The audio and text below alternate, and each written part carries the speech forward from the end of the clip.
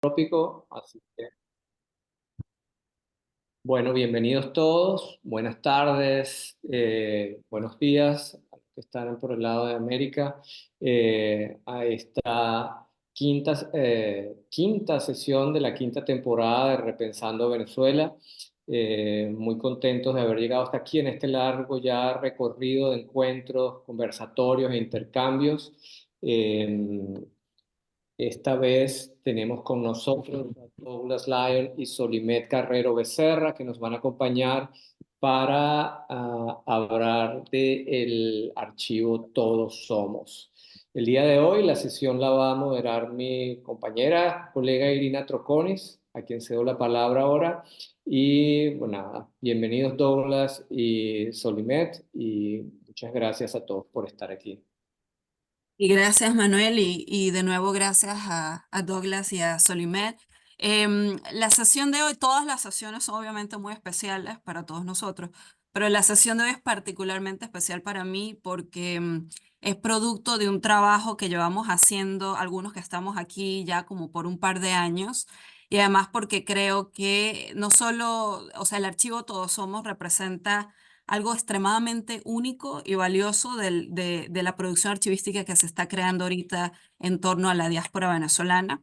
Y en unos segundos les voy a explicar por qué, pero antes de eso quiero presentar a Douglas y a Solimet. Douglas León es médico de familia y epidemiólogo con más de 25 años de experiencia trabajando en Oregón, aquí en los Estados Unidos, y también internacionalmente con la Organización Médicos Sin Fronteras, el Centro Estadounidense para el Control de Enfermedades, la Organización Mundial de la Salud y la Comisión de las Naciones Unidas para Refugiados, participando activamente en el manejo de crisis de salud vinculadas con hambruna, la crisis del SIDA, irrupciones de cólera y ébola y la pandemia del COVID.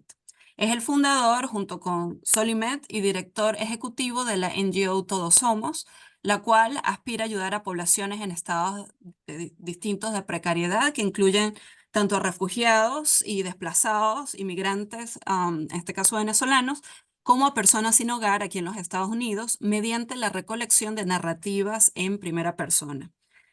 Solimé, que es la compañera, pareja de Doc, es venezolana, nació en San Cristóbal, pero su familia es de Colombia, pero luego su familia se mudó a Venezuela y siguen en Venezuela. Se graduó de ingeniería mecánica y luego también se hizo profesora de yoga y fue un factor central para la creación de la NGO Todos Somos y la recopilación de los testimonios, como quizás algunos habrán visto en el email que les mandé. Em, la razón por la que me parece muy importante que compartamos este trabajo hoy y por la que invitamos a Doug y a Solimé es porque creo que muchos conocemos los distintos testimonios que han surgido en términos a la crisis migratoria venezolana, desde las voces muy poderosas y muy valiosas de escritores, académicos, intelectuales, artistas. Pero lo original de estos cuadernos es que son cuadernos que fueron recopilados con testimonios en los refugios en Colombia. Y son escritos por personas que ahora pues, han, digamos, configurado esta categoría de caminantes. Y creo que es extremadamente importante darle visibilidad a este archivo, no solo por la variedad de esas voces, y la manera en la que nos hacen pensar y cuestionar desde qué lente se está leyendo la diáspora, sino también porque es uno de los pocos archivos materiales que existen sobre la crisis migratoria venezolana. Sabemos que hay mucha presencia de, de lo que está ocurriendo en Venezuela y a los venezolanos en las redes sociales, en los medios de comunicación, a través de imágenes, en Instagram, etcétera, pero este es un archivo físico y es un archivo poderoso. Y en este momento, bueno, a mí me complace mucho decirles que lo tenemos en Cornell y estamos trabajando, y vamos a seguir trabajando por un par de años en la transcripción del archivo y también eventualmente su digitalización con el propósito de hacerlo accesible a todos los que quieran consultarlo. Y en eso, después de darle la palabra a Solimeya Douglas, se la quiero dar brevemente a Valesca, que ha estado a la cabeza del equipo de transcripción de estos cuadernos, porque quiero también que ella nos cuente un poco lo que ha significado este trabajo. Entonces, nada, ahí me callo yo y quiero darle la palabra a Douglas y a Solimé, agradecerles nuevamente no solo por estar aquí, sino por el trabajo que han estado haciendo. Pues muy buenas tardes. Gracias a todos su interés, su oportunidad de hablar y su tiempo. Voy a hablar principalmente en español, no es mi primer lengua, ¿no? Y Sol y Irina me va a ayudar si hay una cosa en que necesito un poco de ayuda. Voy a hablar, yo tengo una presentación enorme de PowerPoint que siempre doy en esas situaciones, pero esta vez yo creo que sea más importante que ustedes escuchen un poco personalmente de nosotros que hemos hecho. Y si hay otra ocasión que quieren escuchar esta presentación o quieren ver un copia, se pueden pedir a nosotros o a Irina. Espero que ustedes han visto esos sitios en la invitación de Irina. Hubo cosas escritas de nosotros, el trabajo en Open Democracy, en El País, y dos documentarias. Y esos son, esos son un poco más alegre, un poco más de la cosa muy bien escrito para los periodistas de nuestro trabajo. Entonces, después de todo eso, yo creo que tiene un poco de tiempo, un cafecito, que pasen un poco de tiempo revisando, escuchando esos. En esos 10 minutos que viene voy a hablar un poco cómo empezamos y por qué. Y la situación en la frontera en 2018, qué logramos el próximo pisos. Como dijo en introducción Irina, yo soy médico epidemiólogo con más de 20 años trabajando en una mezcla de cuidar pacientes aquí en Estados Unidos y también con Médicos Sin Fronteras y en puestos de manejar como programas también para refugiados. Y siempre me tocaba en esas situaciones en la vida profesionalmente y pensaba si el mundo oriente podía entender cómo se ve un médico cuando veamos pacientes y estamos cuidando una comunidad. Si pueden entender un poco mejor el sufrimiento, las vidas, no solamente de uno o dos en este lado u otro lado, pero por los miles que cuidamos. Habría más outrage and change, no sé, rabia quizás y cambio, pongan más atención mundialmente, fuegos bajo los que tienen poder y la plata para hacer cambios. Y eso era el pensamiento cuando estuve allá pasando un tiempo lindo con Solimet en la frontera en 2018. Al mismo tiempo, 2018, todos saben, era punto de crisis máximo en Venezuela cuando estaban saliendo hasta 2,000 caminantes por día cruzando por Cúcuta hasta Pamplona, entrando a Colombia. En este momento, Cansol, estuvimos, como dijo, ayudando con cosas en un par de refugiados. Yo pensaba que ¿por qué no dejamos un par de libros para ver si la gente tiene ánimo y capacidad, interés de escribir sus cuentos? El primer libro escribió una invitación que escriben como compañeros de venezolanos, digo bien así, venezolanos. Y volvimos un par de semanas y había escrito como 50 personas. Era increíble, no sin nada, no solamente una pluma, un lugar y tiempo escribían. Y pensábamos en esa época, yo pensé quizás principalmente, hay un chance de documentar como un crisis tan grande solamente por plumas y papel y un poco de organización. Y como dije, yo soy un epidemiólogo y yo tengo experiencia cómo diseñar y hacer como encuestas y surveys y cómo manejar datos. Entonces empezamos con metodología, registramos como un ONG en Colombia, Estados Unidos, y empezamos en el fin de 2019 y seguimos 2,5 años en 3, 4 refugios donde dormían la gente en la noche, dejando libros, pidiendo a la gente que escriben. Hicimos eso con una metodología en inglés se llama serial sampling. Entonces no era como una semana aquí, otra semana aquí.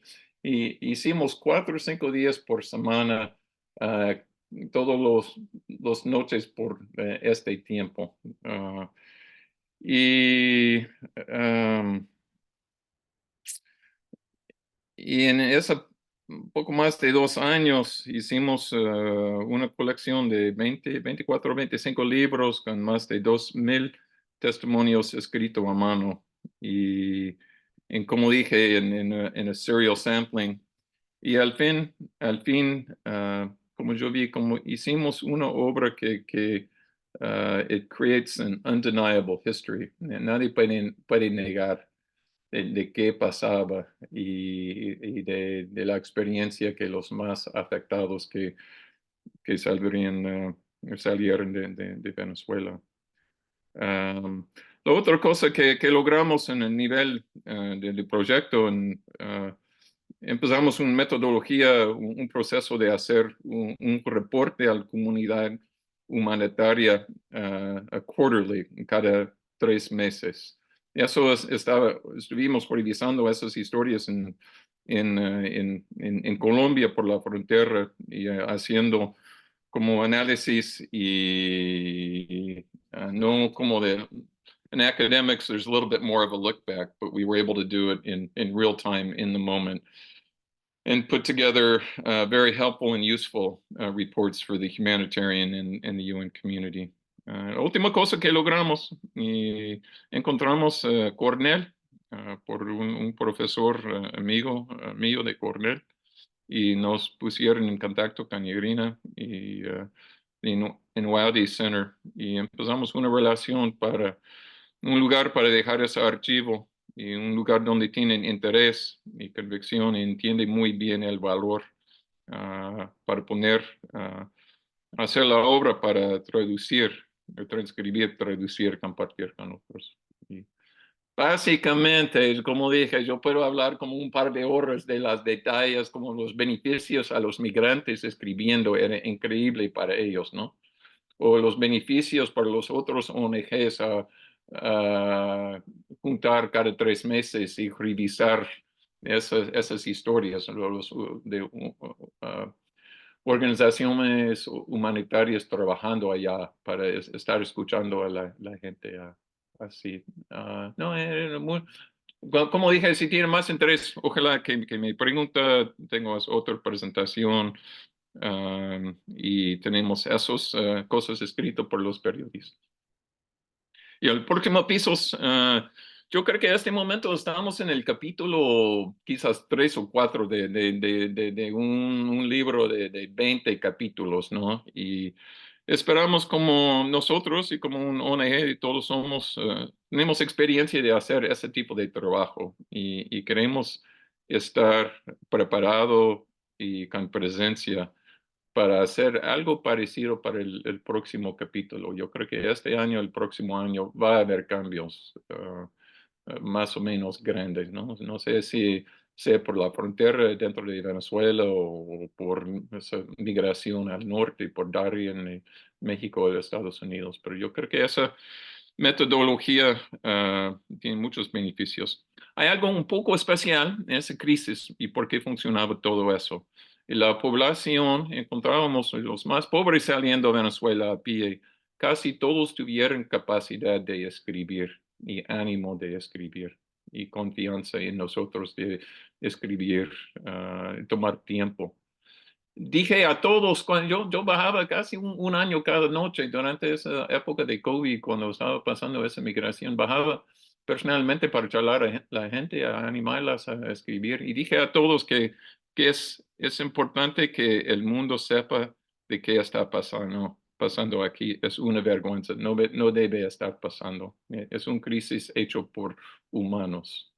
Y podemos, si escucha el mundo, ojalá que podemos hacer mejor. Y ya está pasando eso. Gracias, Irina, y ustedes. No, gracias a ambos. No sé, Solimet, si quieres agregar algo, sobre todo pensando que, claro, esta experiencia también para ti quizás es un poco diferente porque tú eres venezolana, porque estabas ahí, porque tienes una relación con Colombia. No sé si quieres agregar algo acerca de cómo lo viviste tú, el proceso de recolección, y luego entonces seguimos. Ok, muchas gracias Irina, muchas gracias Manuel, gracias a todos por estar aquí, gracias a Dou. Bueno, como dijo Irina, yo soy venezolana, nací en San Cristóbal, de madre colombiana, de una familia de 8 hermanos. Viví toda mi vida casi en San Cristóbal y bueno, finalmente cuando empezó la crisis empecé a alternar entre estar entre Colombia y Venezuela. Em, cuando empezamos este proyecto, honestamente yo no tenía como una idea eh, de una ONG ni nada de esto, sino que cuando fuimos a los refugios, a mí me inquietaba mucho como venezolana entender por qué la gente tomaba una decisión tan riesgosa con niños, sin dinero, sin nada, arriesgando tanto y sin saber realmente cuáles eran los beneficios de salir a otro país, porque viendo la situación y hablando con la gente me estaba dando cuenta que había un impulso de necesidad a partir de nuestro país y de sus propias necesidades de emigrar, pero no había un conocimiento acerca de cómo iba a ser la vida en el otro país y si realmente era algo que nos estábamos imaginando, que nos estaban informando los familiares que estaban viviendo en el otro lugar. Entonces, para mí era como yo tenía la idea de que las personas escribieran para hacer como un proceso de introspección, porque a veces preguntaba a la gente a dónde vas, cuál es tu plan, y la gente no sabía cómo responder esto, ¿no? Entonces, para mí misma el hecho de sentarme a escribir, de planificar mi vida y esto era algo un poco confrontante, ¿no? Y entonces, ante la crisis que había, pensaba que alguien que tomaba una decisión tan drástica, quizás podría tener un plan y escribirlo de cierta forma también le ayudaría a digerir el trauma de salir, de pasar por la frontera ante tantas violaciones de los derechos humanos por todos lados. Entonces, bueno, para mí era como, quería que las personas, que fuera una oportunidad para las personas drenar sus emociones y para organizar un poco su viaje y realmente entender si esto era la mejor decisión. Ya Doug con su experiencia pensó que era importante transmitirlo y hacer una ONG y bueno, de una idea de llevar comida a un refugio y de llevar algunos enseres que consideramos de primera necesidad, pensamos que no era suficiente y que un libro y un papel y quizás era un poco mejor.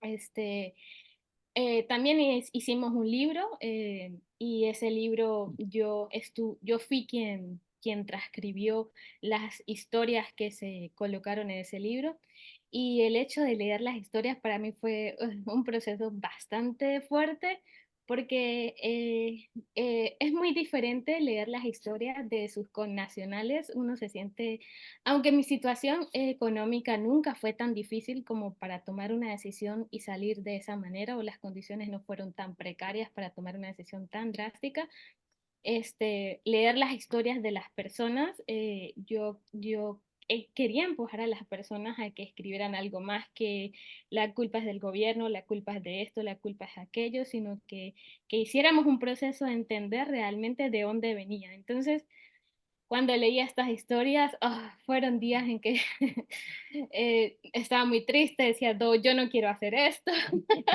Ese es el libro ¿Qué pasa en Venezuela? Que publicamos, algo de una traducción de primeros 2 libros. Solo revisaba todas esas historias y buscando las frases y con más poder. Sí, no podía mantenerme en una emoción neutral de simplemente transcribir y entregarlo transcrito para el libro, sino me sentía afectada emocionalmente durante todo el día y los días que siguiera leyendo. Y yo dije, no, yo quiero ser yogi, yo quiero trabajar en mi proceso personal, no puedo con esas emociones y porque era un poco fuerte, un poco revelador y encontrar tantos motivos y a veces me dio mucha alegría encontrar motivos diferentes a los políticos y habían historias un poco como que en serio, no sé, hay de todo allí, ¿no? Entonces, bueno, básicamente pues esa ha sido mi experiencia, que la de transcribir fue lo más fuerte, fue cuando decidí tomar una pausa, luego vino mi maternidad y todo siguió encargado. Y bueno, quiero dar gracias a Dow porque le ha puesto corazón y alma a esto, ha financiado totalmente este proyecto, no solamente desde el punto de vista económico, sino del tiempo, de la entrega. Nunca conocí a una persona tan persistente y bueno, gracias porque realmente gracias a él este proyecto sigue adelante y está donde está. Gracias. Eso, Solomé. No, y de hecho quiero aprovechar el comentario de Solimé porque es otra cosa que hace el archivo particularmente diferente a otros archivos que hemos visto aquí en Repensando, pero también en general, que es que no es un archivo de un evento pasado, sino es un archivo de un evento que continúa. Entonces no es un archivo cerrado, sino es un archivo que está abierto y que continúa creciendo. Y creo que parte de el esfuerzo de Doug y Solimé es continuar con la iniciativa.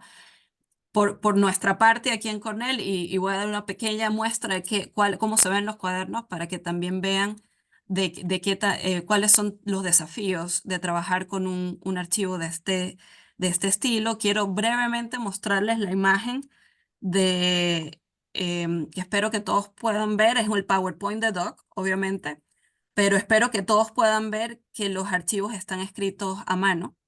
Esta es la página que aparece, pero así, esta es probablemente la página con una de la letra más clara. Hay páginas que son, o sea, la gente escribe como la gente escribe todo a mano, a veces rápido, a veces lento, a veces con tiempo. La letra misma empieza a reflejar cuánto tiempo y también un poco ese aspecto afectivo, ¿no? Pero creo que el enorme trabajo que hizo Solimé y que ahora en este momento de hecho estamos haciendo aquí, está haciendo Valesca, es lidiar con la dificultad de no solo literalmente poder leer lo que está escrito, sino también poder leerlo y sobre todo leerlo como venezolano, porque es lo que tú dices, Solimé, no es una lectura fácil en absoluto, porque es contigua, o sea, está ocurriendo en ese mismo momento, ¿no? Y creo que bueno, quiero mostrárselos también como una invitación a que se interesen y vengan y lo conozcan, porque creo que eso que es otra experiencia. Estar ahí sentados y pasar horas tratando de descifrar cada página es otro tipo de trabajo, ¿no? Y con eso voy a dejar de compartir y quiero darle la palabra brevemente a Valesca. Valesca es estudiante de doctorado, se me perdió Valesca.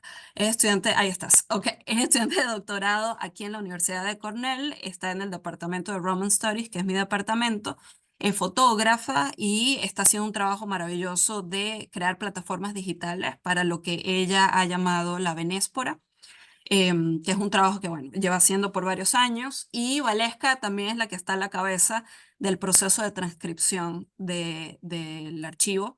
Y quería darle la palabra también para que Douglas y Solimé escuchen lo que ha sido el trabajo de este lado, y además para que todos ustedes también tengan una idea de lo que significa trabajar con este archivo, ¿no? Entonces, Valesca, te doy la palabra antes de abrir las preguntas. Sí, muchas gracias Irina por la introducción, y también a Manuel por este espacio que ambos han creado. Entonces, sí, voy a leer algo que escribí, es muy cómico, o sea, esto lo escribí como afuera de como que la guianza de Irina, Solimé y Douglas, pero hay ciertas resonancias en lo que escribí y lo que ya han dicho. Entonces, sí, como explicaba Irina, yo he estado trabajando en este proyecto de Todos Somos desde el verano pasado. Ha sido un viaje lleno de experiencias de aprendizaje, desde aprender a transcribir éticamente las entradas de los cuadernos hasta aprender a resumir mejor el metadata incluidas en los testimonios. Estoy muy agradecida por la orientación de Irina y del servicio de la biblioteca como Digital Consulting y Production Services. Algo que me aconsejó Irina fue que llevara mi propio diario o cuaderno para registrar mis reacciones, pensamientos, posibles puntos de partida para la investigación, etc. Y como alumna fiel, lo he ido escribiendo y lo he ido haciendo.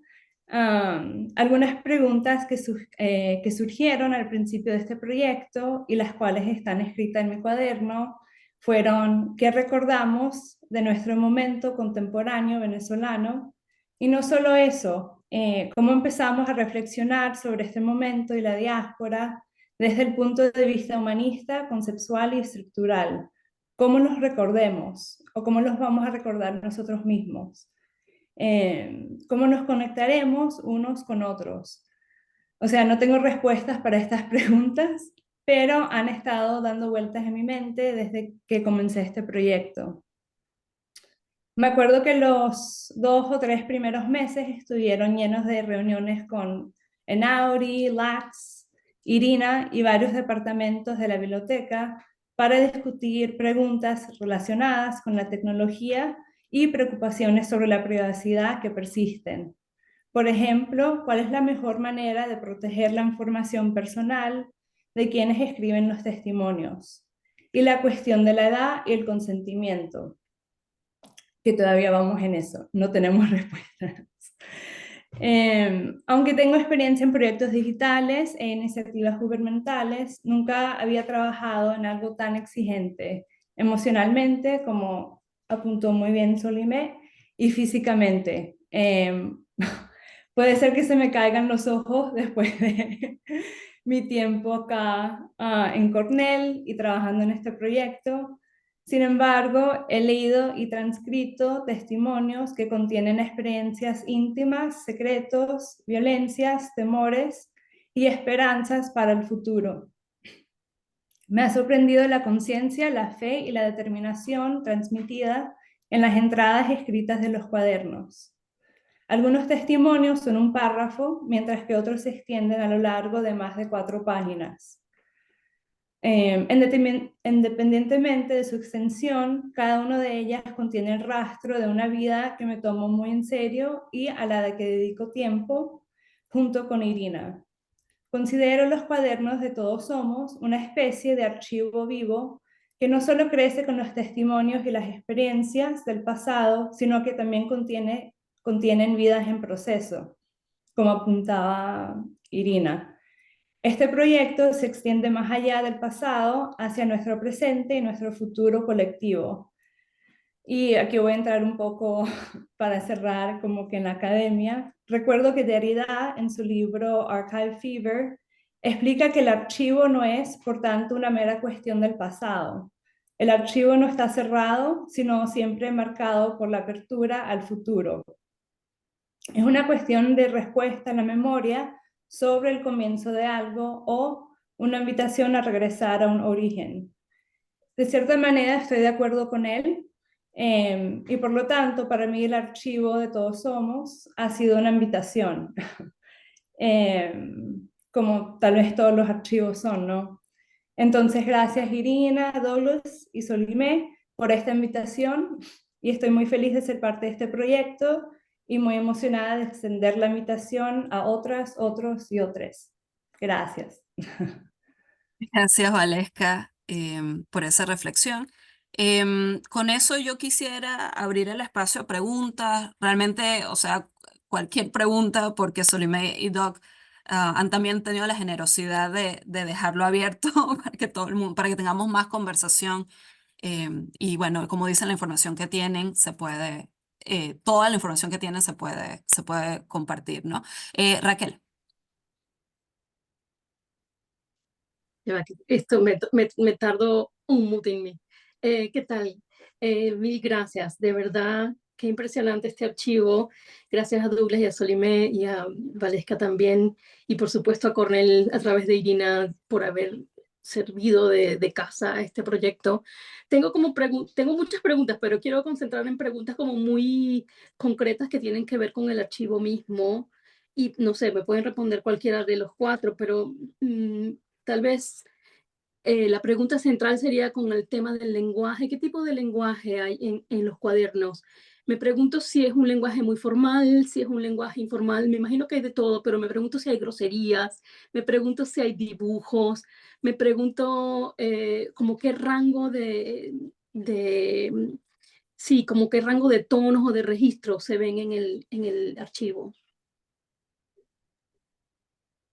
Douglas y Solimé, después vamos como en un ping-pong si quieren.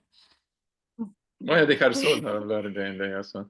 Pues sí, hay dibujos, en lo que alcancé a leer para el libro de ¿Qué pasa Venezuela? Sí, había algunas groserías, habían algunas historias de mucha introspección y por lo menos en ese momento en el que estuve transcribiendo me pasó algo muy curioso que por lo menos, no sé si Waleska lo ha sentido, pero habían días en que la verdad no entendía nada de las historias. Yo decía, pero ¿qué dice aquí? Y yo como venezolana, que yo conozco el dialecto, o quizás no mucho de la región del centro, pero sí lo conozco, y estaba, no entiendo nada que dice aquí. Luego al otro día volví a leer, entendí unas cosas, y luego al otro día entendí otra cosa. Era algo súper, súper curioso. Entonces, el transcribir es pienso que a nivel emocional mismo de la persona que lo está haciendo, uno tiene que estar en una posición muy neutra porque la interpretación de la transcripción a veces se puede ver muy relacionada con los sentimientos que estás pasando usted, o sea, sin involucrar a la persona que escribió. Entonces esto me pareció un poco curioso.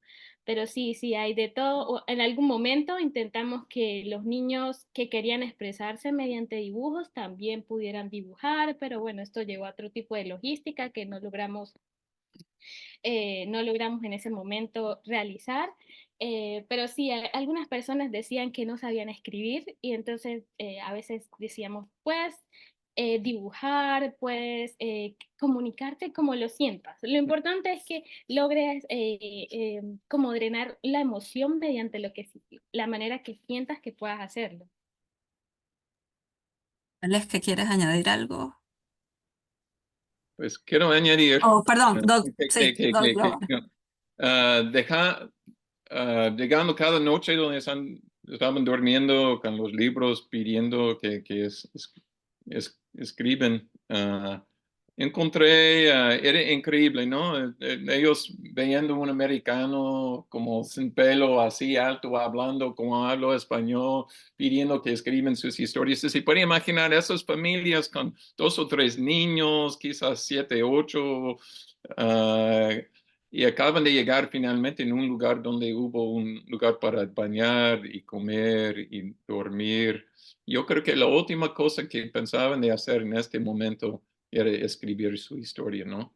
Y muchas veces cuando llegaba allá empecé mi introducción y decía que era importante que el mundo escuche qué estaba pasando.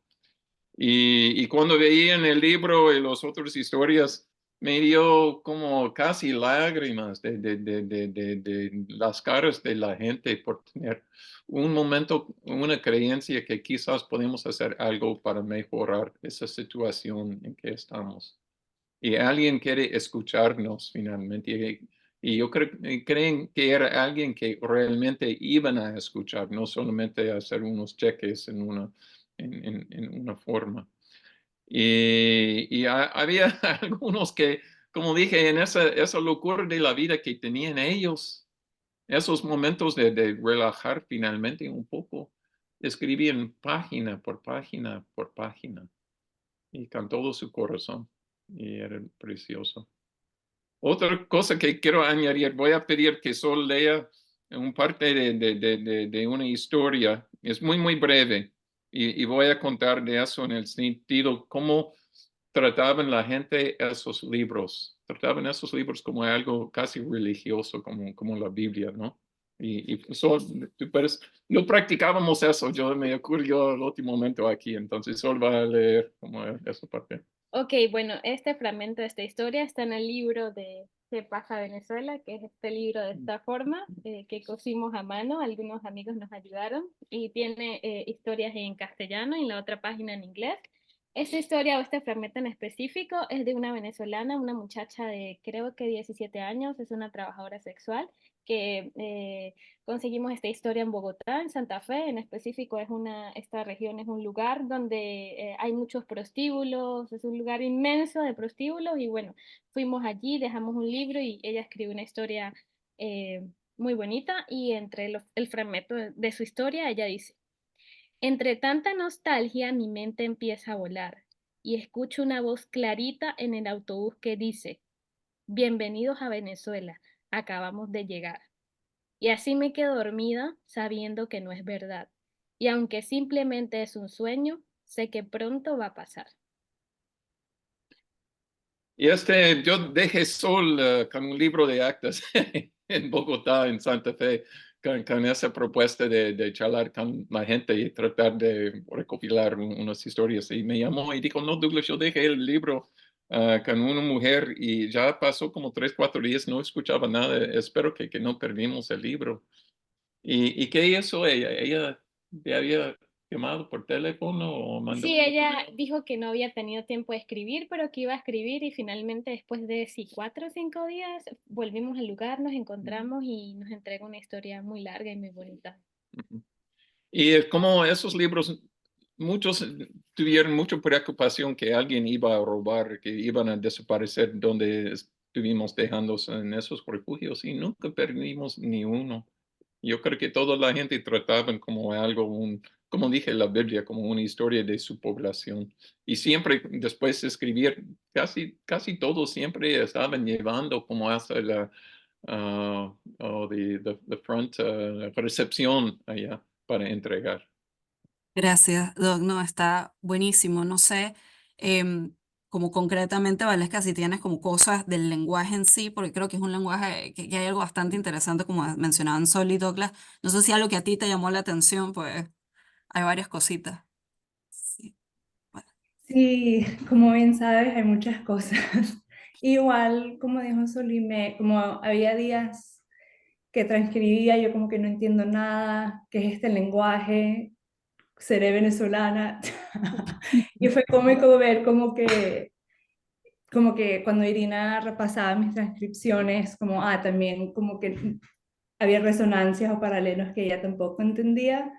Pero lo que siempre, como que algo que creo que surge mucho en los testimonios es como que este lenguaje religioso, muchas oraciones, claro, sí, groserías, dibujos, pero también algo que me llamó mucho la atención en el segundo volumen fue un testimonio en el cual hubo como una canción de Daddy Yankee que él cantó durante un concierto en Venezuela y fue como que, no sé, sí, fue un testimonio un poco violento, lleno, sí, de muchos secretos y temores, etcétera, pero como que este momento que esta persona tuvo, que se recordó mientras que escribía y que tuvo en Venezuela, no sé, me pareció como muy lleno de esperanza y como que sí, hubo muchos momentos lindos en Venezuela y ahora está sucediendo esto, etcétera. Entonces, no sé, como que esas memorias me parecen muy lindas verlas en los testimonios.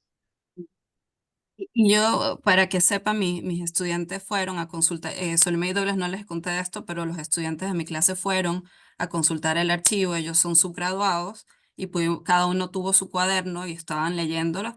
Y algo que ellos mismos notaron, que después me dijeron a mí, es que mucha gente escribe su correo electrónico, su número de teléfono, su cédula de identidad, la dirección exacta de donde vienen, de Venezuela, a pesar de que creo que Solomé les habían dicho que no pongan como mucha información identificatoria hasta la cédula de identidad y el correo electrónico. Y los estudiantes preguntaban, profe, pero esto es para que uno escriba, les escriba. O cómo vamos, o sea, ¿qué hacemos con esto en el cuaderno? ¿No? Y yo la verdad que nunca pude responder eso porque no sé, pero sí creo que es importante señalar lo que decían Douglas y Solimé, de que no es solo escribir por escribir, sino la idea de que hay alguien al otro lado y que esa persona literalmente puede escribirles un correo electrónico. Y no sé, me parece que es importante resaltarlo porque francamente creo que Derrida cuando estaba escribiendo el archivo Alaska, creo que no anticipó el correo electrónico y la cédula de identidad de los que estaban ahí, ¿no? Entonces la idea del oído y de tener a alguien al otro lado me parece, bueno, importante resaltarlo. Voy a pasar al comentario de Miguel en el chat. Miguel, ¿dónde anda Miguel? Miguel, ¿tú quieres abrir el micrófono y contarnos o quieres que yo te lea? Hola, ¿cómo están? Muy bonito trabajo realmente. Bueno, de hecho aquí esta foto que tengo en el fondo es una foto que tomé cruzando por La Guajira, ¿no? La frontera de Colombia, de Venezuela a Colombia. Les contaba que, bueno, que me recuerda mucho a un trabajo de una chica colombo-venezolana que se llama Chamaf García, o se hace llamar así en Facebook. Tiene un libro publicado por el Taller Blanco Ediciones, que también es una editorial colombo-venezolana, que se llama Pasos en el Borde. Entonces, como un poco ella narra el asunto de los caminantes, pero también interviene con dibujo. Entonces, sería interesante como ponerlo en diálogo con ella, ¿no? También con el trabajo de Eleanor Painter, que ella es una, ¿cómo decirlo? Ella es una faculty que estudia procesos migratorios, ¿sí? Pero hace como una mezcla de humanities y social science. Em, pero también tiene este acercamiento, ¿no? Tan ético, tan complejo, con esa misma migración, pero del otro lado, en el Mediterráneo, ¿no? Entonces sería también como interesante, ¿no? Ponerlo en diálogo con el trabajo de Eleanor. Ella estaba en Brown, pero pronto va a estar aquí en Oregón. Buenísimo, gracias, Miguel. Pedro El Suru, ¿tienes una pregunta? Pedro, ajá, Sí, ¿me oyen? te oímos. Eh, a mí el trabajo, lo que han dicho hasta ahora, me recordó como el trabajo de Alejandro Moreno, el cura Moreno, no sé si saben el Grupo de Investigaciones Populares, es un cura que murió hace unos años y que se especializó en la historia de vida. Entonces, como tienen en los cuadernos esta información y pueden incluso, si quieren, localizar a algunas de estas personas, yo creo que sería bien interesante que pudieran en un segundo momento, o sea, no era esa la idea de este archivo, hacer con algunos de estos testimonios y de estas personas en particular historias de vida, es decir, una entrevista más larga que comprenda un largo periodo de su vida donde se inserta eh, la, el éxodo, donde se inserta la diáspora. Es una metodología utilizada sobre todo en antropología para recoger un testimonio más largo. O sea, no un episodio, sino insertar el episodio en una vida y esa vida en una situación que es la de la diáspora. Buenísimo, Pedro. No sé si Doug y Solomé quieren comentar un poco cómo ven ese, o sea, qué continuidad le ven al proyecto, pensando un poco en la pregunta de Pedro. Y Yuruhari está preguntando en el chat por qué se llama Todos Somos. Entonces, no sé si quieren comentar un poco cómo le ven el futuro a eso. Igual, Pedro, yo diría que también es interesante pensar que para algunos hay el contacto, para otros no hay el contacto, pero también ya no están en el mismo sitio, ¿no? Porque estaban en tránsito. Entonces, creo que yo sé que es particularmente difícil también pensar en ese regreso, ¿no? Pero me parece muy válido el punto. Douglas y Solimet, si quieren Bueno, responder. yo quiero agregar algo. Gracias, Pedro, por ese comentario. A mí sí me encanta esa idea porque pienso que le da, hace como un contexto más grande de la situación, no entendida a partir de un tiempo en particular del transcurso de esa persona en la vida. Y a propósito de eso, nosotros recopilamos historias en la frontera, pero también recopilamos historias en Bogotá. Y era un poco la perspectiva de la persona acerca de la situación migratoria que estaba ocurriendo. Era un poco diferente en Bogotá a las personas que estaban saliendo. Lógicamente, cuando alguien está saliendo, tiene muchas expectativas, algunas son reales, otras son irreales. Entonces, las personas que estaban en Bogotá, que estaban en las calles, que estaban en el Transmilenio, que estaban en Santa Fe, ya tenían como una realidad vivida, no de contada, una realidad vivida acerca de cómo estaba transcurriendo su situación migratoria ya en ese momento, no en el transcurso. Entonces, a mí me gusta mucho esa idea, a mí me encantaría, he soñado un poco con eso y me gusta el contacto de la gente porque siento que puedo en algún momento saber dónde está esta persona, qué ha pasado, qué pasó con los que escribió el libro, quizás con sus sueños, con sus expectativas, regresó a Venezuela, no regresó a Venezuela, entonces me daría como, o nos daría como una contextualización más real en este momento. Muy bien.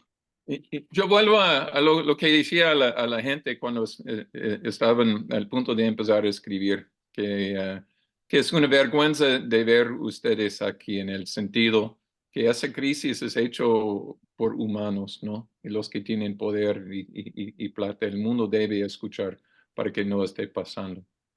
Y como dije, como epidemiólogo trabajando en muchas crisis mundialmente, yo vi donde datos no le ponga mucha atención la gente, ni periodismo que viene de vez en cuando. Pero como usted habla, si se puede juntar una historia de una comunidad por la palabra, o por esas obras escritas a mano, y se puede comunicarlo al mismo tiempo con los datos del tamaño. Yo creo que eso es algo que tiene mucho poder. Eso tiene un poco de poder lo que hemos hecho, pero como usted dice, si podemos seleccionar 20 o 30 historias de donde la gente había dejado su información de comunicación, quizás eso es algo que sea simple de seguir por la segunda parte. Toda la gente, como en la introducción y cuando presentábamos los libros en la noche, yo siempre pedí, por favor, no dejan nada más que su primer nombre, ¿no? Pero muchos dejaban como de todos, no tenían miedo. Porque como son esos libros, no es como de escribir y guardábamos cada historia confidencialmente. Esos libros estaban abiertos a todos que estaban allá escribiendo. Al fin de un libro habría como 100 historias, ¿no? No hay privacidad en este sentido. Y por eso pedimos que usaban solamente su primer nombre. En esa época pensábamos que quizás necesitamos guardar un otro libro y la gente que están escribiendo y que querían seguir en contacto con nosotros pueden poner en otro libro que podemos guardar nosotros aparte de los libros que estaban leyendo a todos para mantener su confidencialidad. Y eso es como hicimos en eso con un hilo de plata y apoyo, y no tuve oportunidad de hacer todo lo que quería hacer en el momento. Pero yo creo que era un buen momento de mostrar el valor y capacidad, una metodología que puede ser muy útil. Yo creo que dónde está su pensamiento de seguir y como dijo Irina, estamos pensando qué podemos hacer a este momento, qué permiso tenemos de contactar a esas personas. Podemos hablar un poco aparte, pero yo creo que realmente decimos a todos, por favor, no ponga más que su primer nombre y ponían más, ¿no? Yo creo que nos da permiso de contactar. Es una invitación de parte de ellos. Y bueno, Perdón, sorry, me continúo. y respondiendo a la pregunta Yuruari, ok, de por qué se llama Todos Somos y cómo fue el proceso. Yo creo que el nombre fue el proceso fue, para el nombre de la ONG fue un poco parecido al proceso de selección de los nombres de nuestros hijos. Dow siempre empezaba, ¿qué tal este nombre? Yo, no lo siento, no me parece. Y después venía el otro, y en ese proceso duramos unos meses pensando y pensando, y no lo siento, y así era como con el nombre de nuestros hijos, era como que hasta que Doug llegó un día, ¿y qué tal todos somos? Y yo dije, pues sí, no solamente somos venezolanos, somos colombianos, o somos de aquí, o somos de allá, finalmente todos somos humanos. Todos Entonces, somos juntos. sí, engloba como muchas cosas, ¿no? A interpretación. Entonces, más o menos así fue el proceso. Genial, gracias, Solime. Voy a darle estoy viendo en el orden está Francisco y luego Manuel. Hola a todos. Gracias por el archivo, Solimet y Douglas, y gracias, Valesca y Irina, por bueno, todo este trabajo que están haciendo, que es realmente invaluable. Pues más que una pregunta como tal, quería saber un poco si podían dar unas ideas o su opinión o, pues arrojar un poco acerca de algunas cosas que se me vienen a la cabeza. Em, hay un elemento que me salta a los ojos y es como la temporalidad, ¿no? Del archivo. Hay una temporalidad que es en esa idea que hablaba Solimet que hablabas tú, Valesca, de crear el pasado, crear memoria. Solime, tú hablabas de organizar las ideas y como organizar un plan, ¿no? En medio de ese viaje migratorio. Y también hay un aspecto temporal que es bueno, el futuro, ¿no? Que está muy presente, me imagino, en muchas de las historias. Y también esa temporalidad del diálogo y de que las ideas se forman, como decías tú, Irina, a medida que estás escribiendo. Entonces hay como una especie de diálogo también que pasa con el lector y con la persona, ¿no? Que es un elemento también como que corta temporalmente allí. Entonces era saber un poco pensamientos acerca de esto, ustedes que han tenido acceso al archivo. em, Sobre todo de la parte de ustedes, Douglas y Solimet, ¿cómo fue ese diálogo para colectar esas historias en ese momento que le dan, bueno, a lo mejor cierto sentido a esa respuesta en el cuaderno? Y luego, si nos podías compartir algo acerca de esos aspectos, Valesca, de tu diario personal, no quiero ser chismoso, pero de tu diario personal, ¿qué notas tienes allí acerca de esto, acerca de esa temporalidad, de ese futuro, de esa creación de memoria? Y de ese encuentro que tienes tú como no traductora, sino transcriptora, en el momento de leer esa casi conversación íntima, ¿no? De esa persona contigo. Pues voy a dejar Sol empezar y voy a pensar un poco cómo contesto yo. Ok, Manuel, gracias. Perdón, que no entendí un poco la pregunta. ¿Estás preguntándome que cómo hice la interpretación de la historia? No, sobre todo cómo sucedió esa conversación para llegar de la parte de ustedes, cómo sucedió esa conversación para llegar a las personas a escribirlo, ¿no? O sea, cómo hubo ese diálogo con las personas, qué se encontraron cuando les preguntaban, pueden escribir, etcétera. Ok, ya entendí.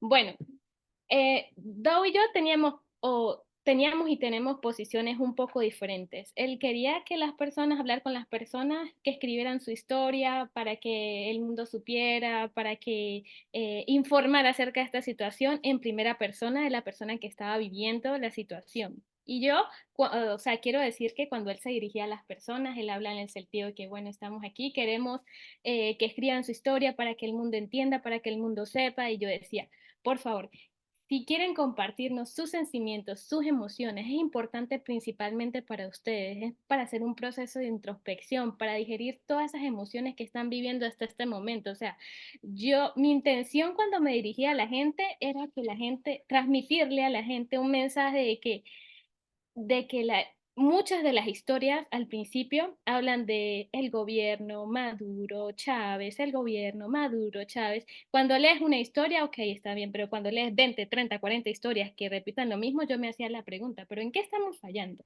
¿Será que la gente antes de escribir tiene miedo a escribir y está viendo las historias anteriores y está siguiendo un patrón de las anteriores historias? ¿Será que tenemos que clausurar estas historias para que la gente no las lea?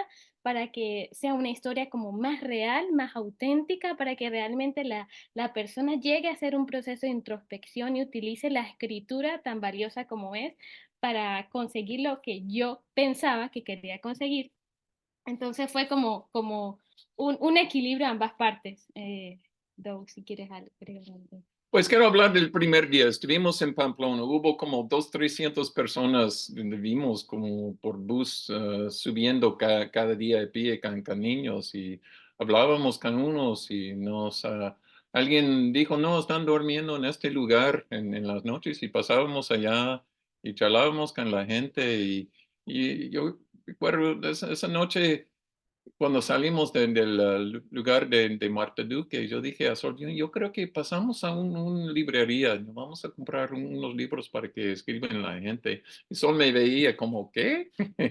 Y dije, no, tiene que escribir una introducción a ellos y vamos a ver si escriben ellos. Y desde este punto siguen escribiendo y yo creo que Sol vi como esa cosa que ayudaba a la gente de organizarse, hacer reflexión. Y ayudaba a ellos a leer lo que han escrito los otros, era algo terapéutico para la gente escribiendo.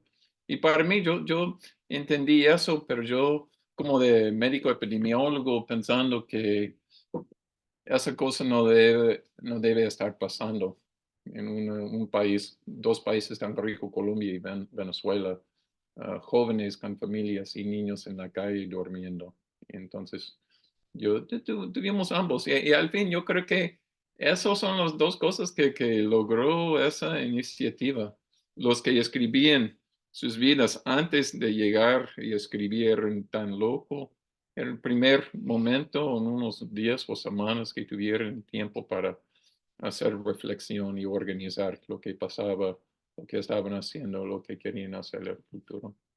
Y para agregar un poco, Pedro, esa primera introducción que me propuso Doug que escribiera al principio, quizás parecía como una historia de guía. Me costó un poco, me costó 3 días. Es un párrafo así cortico, pero él decía, tienes que escribir algo, tienes. Entonces, en ese momento, es muy fácil, me di cuenta que es muy fácil decirle a alguien que escriba tu historia. En una situación donde no tienes una mesa, no tienes una silla, estás cansado, tienes hambre, tienes preocupaciones y pensaba esto también que afectaba un poco lo que estaba buscando en las historias. Es muy fácil decirle a alguien escriba. Tienes que escribir antes para entender cómo pedirle a la gente que escriba. Entonces ahí me di cuenta de que todas las personas que quisieran trabajar como voluntarios en la ONG antes de escribir o de pedirle a la gente que escriban sus historias, tienen que escribir su historia propia, porque cuando yo empecé en el libro y yo, ¿cómo empiezo? ¿Qué voy a decir? ¿Cómo trato de comunicarme correctamente y cómo escribo de manera que pueda expresar algo real y que logre transmitir lo que quiero transmitir para que escriban algo? Sí, estaba como haciendo un tipo de manipulación de cierta forma. Entonces, el proceso también fue un proceso para mí de crecimiento, porque me di cuenta muchas cosas de mí, de mi personalidad, de a veces, no sé, tratar de controlar una situación o de buscar una historia y no estaba dejando que fluyera y que la gente escribiera lo que tuviera que escribir, sea político, no político, lo que sea, si desde el amor y el entendimiento lo podía, la gente tenía que comunicar lo que quisiera, no lo que yo quisiera. Gracias, Solime. Wow. Em, no sé, Valesca, si quieres agregar algo acerca de cómo viste el futuro antes de pasar a la pregunta de Manuel. Sí, o sea, em, algo que veo mucho en los testimonios sobre como que esa temporalidad y el futuro es como, sí, o sea, como venezolanos no siempre vamos a estar viviendo en este momento, ¿no? Como que siento, bueno, por lo menos yo y como que mis familiares sentimos a veces como que no hay salida de esto, pero, o sea, sí, no, como que nada duda para siempre. Y eso se lee mucho, como que lo estaba leyendo mucho en los testimonios, como que esa fe de los migrantes y como que sí, de las personas que están escribiendo los testimonios que sí va a haber una como Venezuela mejor en el futuro, am, como afuera de crisis y como algo que reflexionaba mucho como que en mis cuadernos es como que esta creación que muchos de ellos tienen como una cierta utopía, pues no es una utopía como que espectacular, pero en el sentido de la palabra etimológicamente, que como no hay, como en no lugar, ¿no? Como que utopía significa no place, no lugar. Entonces como que están creando este como que no lugar eh, para Venezuela, pero como con la esperanza y la fe que sí, vamos a salir de esto y llegar a otra Venezuela a donde uno pueda acceder nuestras necesidades básicas, ¿no? Y también algo que dijo Solimé resonó mucho conmigo en el sentido de que como que sí, tu invitación a los inmigrantes para que escriban y como que sabes que ellos van a leer tu carta para ellos, como en mis respuestas, como que en mi diario tengo cierta, como que yo sí puedo manipular o sí puedo como ser abierta y vulnerable de cierta manera porque estoy como respondiendo a alguien quien como que nunca va a leer mi respuesta, como que a su respuesta a ti, Entonces, como, no sé, hay un cierto, no sé qué, pero hay algo ahí que me parece interesante. Entonces, gracias por compartir eso, Solimé. Y gracias, Francisco, por tu pregunta. Bien, gracias, Valesca. Manuel. Quería dos cositas. Una, comentar, me llamó mucho la atención cuando Solimeta hablaba de la primera reacción de cómo abordar esa complejísima situación a la que se estaba enfrentando Douglas y ella. Y la de Douglas era la de convertirse en una especie de periodista y hacer de esos cuadernos un espacio de denuncia para mostrar la realidad al mundo.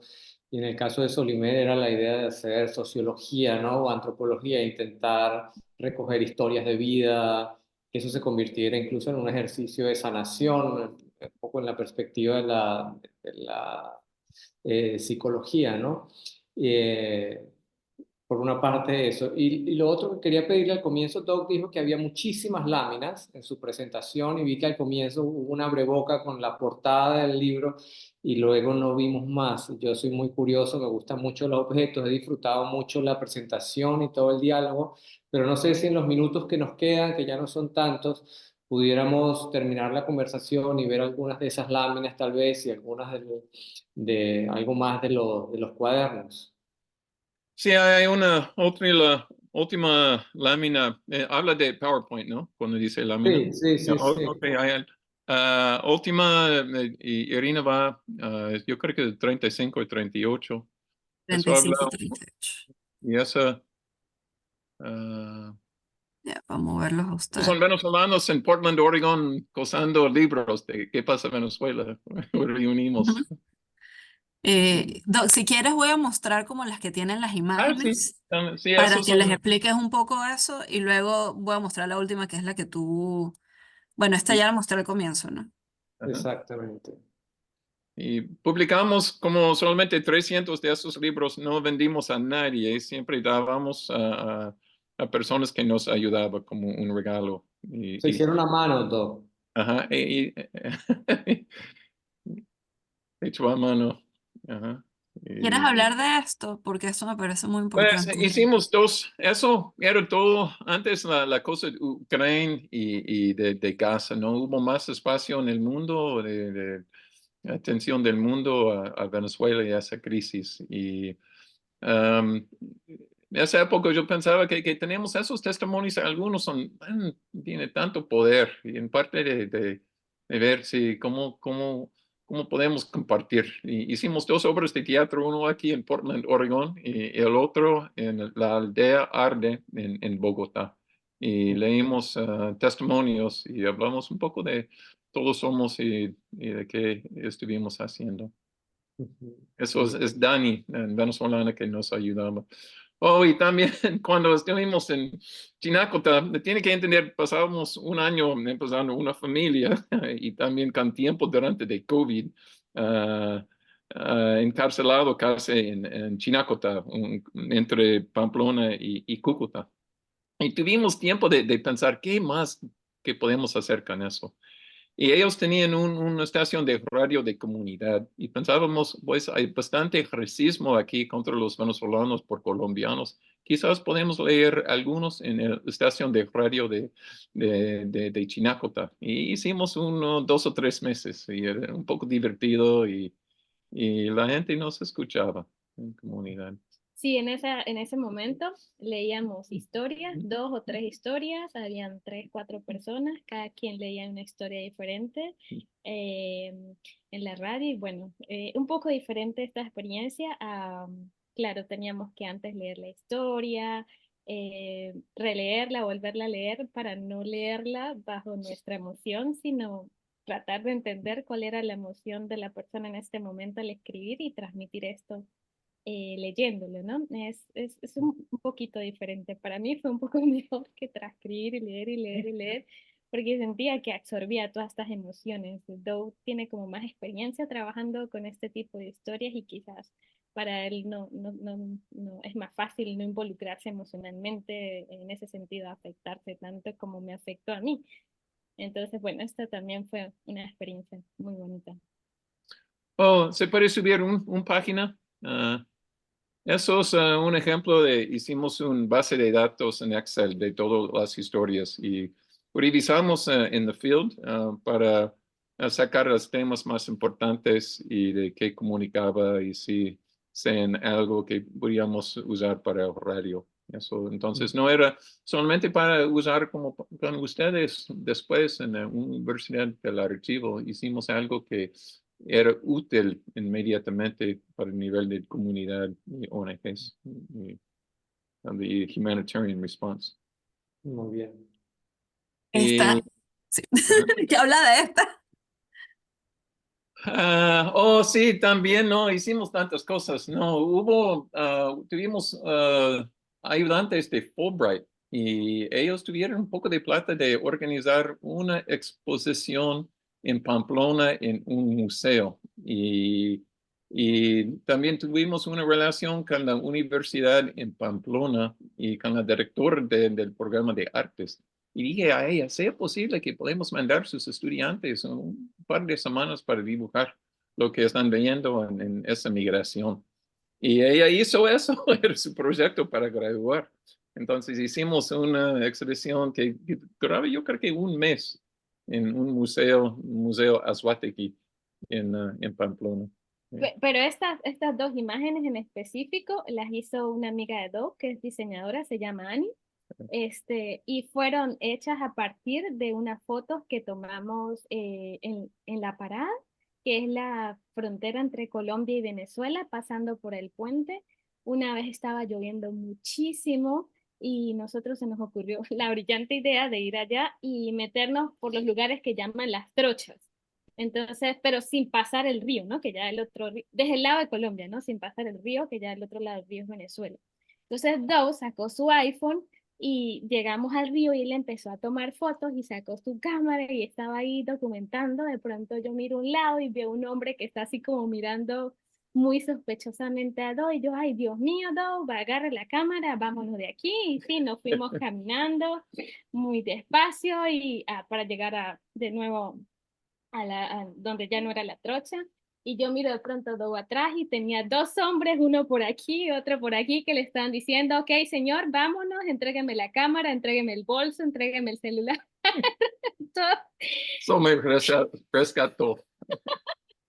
Y había, es un poco cómico, y había unas personas de la policía de Colombia montadas en un caballo, y yo ya estaba viendo por allá Doe metido en un hueco con estos dos hombres, y yo salí corriendo y busqué a la policía, y los policías sacaron el arma y corren, le rescatar a Doe el celular y todo. Pero bueno, este es el origen de estas imágenes, que ya luego Annie, nuestra amiga, que ya está en la junta directiva de Todos Somos, ella ilustró de esta forma. Un cuento, por un cuento. Una foto. Bien. No sé, Doc, querías que mostrara esta, ¿no? Porque Sí, esta. puedo hablar un poco de where we fit, de Todos Somos. Yo creo que hacemos algo un poco único, un poco especial, con como ustedes en the academic sphere, I think ustedes reconocen o entienden como muy bien. En el lugar de Todos Somos, hay información que viene de esas crisis, ¿no? De cosas que vienen de Naciones Unidas, de gobiernos, de ONGs. Y principalmente ellos hablan de sus propias actividades, ¿no? Están allá diciendo, estamos haciendo eso y eso y eso, mira, tiene que darnos más plata.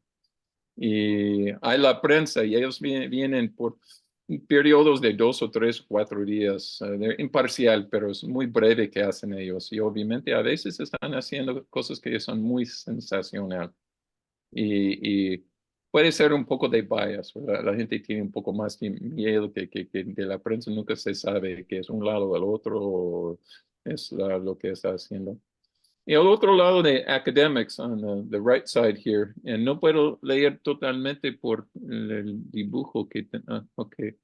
Y ustedes hacen algo, it's thorough and rigorous, it's impartial, but it's not timely, no llegan en el momento. Y usan una combinación de data e información de varios lugares. Es un buen sistema para hacer cambios pero en complex emergencies, en la mitad de una emergencia, necesita algo, otra cosa, y también. Y a veces los que están escuchando son los de muy alto nivel. Entonces, todos somos, yo creo que estamos un poco diferente en el sentido que estamos recopilando y organizando cosas escritas a mano original de la gente, ¿no? Tanto de un periodista o una entrevista o encuestas. Y estamos pidiendo que escriben como su historia, como contaban a un amigo, una amistad, algo en la familia, no específicamente en el intento de contestar una pregunta. Y hacemos eso en el timely way, como en el momento que está pasando. Por tener this proximity, para estar cerca a la gente pidiendo eso, es algo que tiene corazón y alma. Y somos imparcial y por lo que proceso metodológico que hacemos. Y por hacer en el serial sampling y algo no por una semana, pero por un par de años, es algo que desarrolla un archivo que nadie puede negar, que es la cosa que está pasando.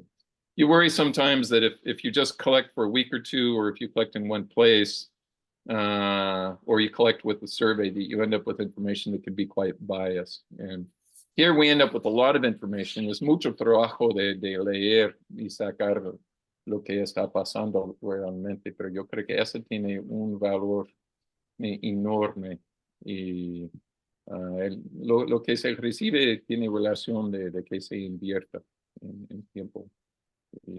Y gracias a ustedes ya tomando esa carga de leer todo, transcribir y traducir. No, gracias a ustedes. Creo que eso es una buena manera de sus palabras de cerrar esta sesión. Primero agradeciéndoles nuevamente a Solimedia Douglas por el trabajo que hacen y continúan haciendo y por habernos confiado lo suficiente aquí en Cornell para dejarnos a nosotros la responsabilidad de preservarlos y por supuesto a Valeska por dejar los ojos cada mes tratando de hacer estas transcripciones, que Solimé sabe que no es fácil. Por mi parte quiero decir que estamos ahorita trabajando como algunos saben, en hacer el lanzamiento oficial del archivo. La biblioteca lleva ya un par de años tratando de procesar los cuadernos, en parte porque ha llevado a que surjan preguntas acerca del archivo, de la biblioteca, qué es privacidad, qué es urgencia, qué es un mayor de edad. Un montón de preguntas que la universidad aquí, que la biblioteca aquí jamás había visto, porque los archivos tienden a ser de cosas muy distantes en el pasado, ¿no? Entonces, parte del intento que vamos a hacer, esto está técnicamente pautado para primavera del 2025, es decir, el próximo año, es traer a Solimedia Douglas, pero también invitar a un par de artistas a que vengan a trabajar con el archivo y desarrollen su propio material, tener un pequeño panel con la biblioteca y con teóricos que han trabajado el archivo y, bueno, las tensiones que esto presenta.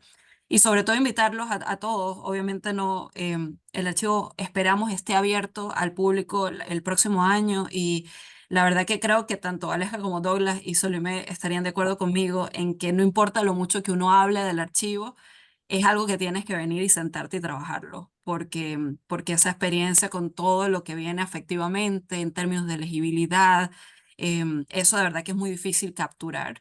Entonces, nada, yo quiero cerrar invitándolos a que, bueno, cuando el archivo esté abierto, vengan, pero también a que contacten a Doc y a Solimet. Ellos siempre están buscando gente para colaborar, gente que vaya con ellos a los refugios, gente que tenga ideas de cómo ampliar el alcance de este proyecto.